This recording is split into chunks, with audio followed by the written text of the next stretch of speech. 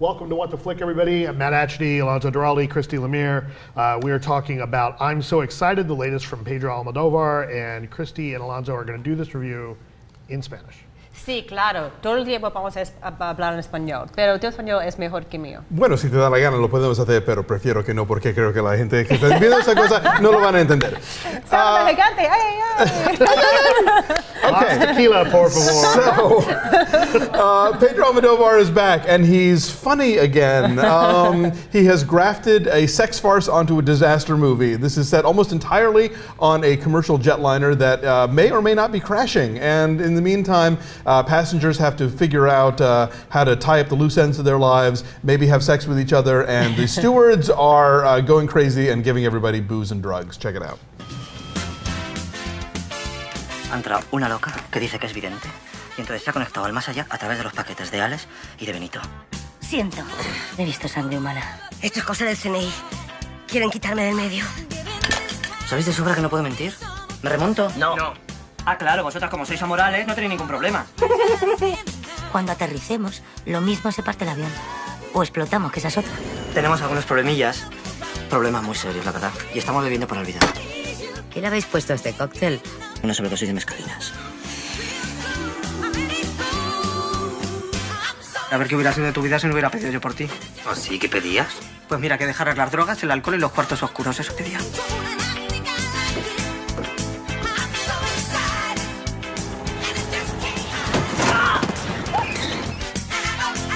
So this is essentially gay airplane. This is airplane. It's gay airplane. Gay soul plane, It's essentially like if all of the flight attendants were Johnny from Airplane from the flight crew on the ground, because they're so super duper flamboyant. I mean, at one point, one of them has given somebody a blowjob, the other one like wipes the semen off of his mouth and licks it. I mean, seriously. Damn. This is it's old so school. R. This is old school Pedro Almodovar. Like, you know, I think it's funny because, you know, Women on the Verge of a Nervous Breakdown was like 1988, I think released in the States in 89. That was his big breakout movie. And you know that after that movie, he probably got every Hollywood studio in town wanting him to make that movie again, but in English with, you know, whatever starlet they could stick in it. And he then turned around and made Tie Me Up, Tie Me Down. And ever since then, his films have been much more on the dark side. I mean, you look at, you know, most recently, The Skin I Live In, you know, Talk to Her, you know, Bad Education, Broken Embraces. So this is really a callback to, you know, what Woody Allen fans might call the early funny Almodovar. This is the what have I done to deserve this, you know, kind of outrageous sex farce. Almodovar with body fluids and crazy gayness and whatever else. I had a blast. I'm a Spanish homo. I love Pedro Almodovar. What can I tell you?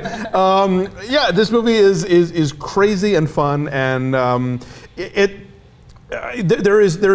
a you've seen this in the trailer where the stewards do a lip sync number to the Pointer Sisters song I'm So Excited, and you would think after about the first chorus that like, okay, we're done, but it keeps going. He does the whole entire song and it works. Even though they're stuck in like business class, they find enough different things to do to make it funny. And that's the thing with the movie. You think the movie's gimmick is going to run out, and it never does. It stays funny. I'm not sure I needed the entire song of I'm So Excited. It got a little old to me, but you mentioned how they are in this very confined space, and that is how we are still able to, you know, realize that we are in the hands of a master, that he can work within that space, and it always moves, it always has energy, it always has almost like a vibration about it, like it's giddy, it's kind of fizzy. I laughed a lot, and yet I think that somewhere in there is a smidgen of satire about class differences. Oh, yeah. I mean, if you want to find it, it's in there. No, if you don't care about it, don't bother with it. But I mean, definitely, you have all of the, you know, the rich people, including Cecilia Roth, who's just, you know, dazzlingly fantastic.